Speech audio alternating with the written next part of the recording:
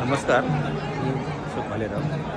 आज मी, माझा मुलगा, माझी मिसेस आणि माझी बहीण हे त्र्यंबकेश्वर देवस्थानजवळ आलेले आहोत. आणि तुम्ही हा जो परिसर बघता, हे मंदिर जे आहे ते अत्यंत पुरातन मंदिर आहे. आणि त्याची स्थापना मला माहीत नाही कधी झाली, पण हा जो परिसर आहे बघा, पाठीमागे डोंगर आहे, डोंगर पर्वत रांगा आहेत आणि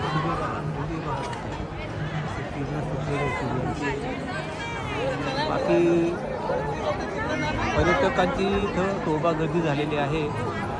सर्व धार्मिक विधी सर्व करण्यासाठी लोक इथे आलेले आहेत.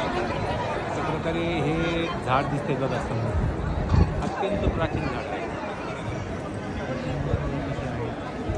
तर हा जो समोर दिसतो तो एक्झिट दरवाजा आहे.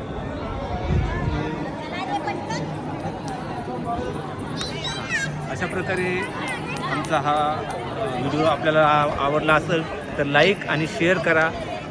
जय हिंद.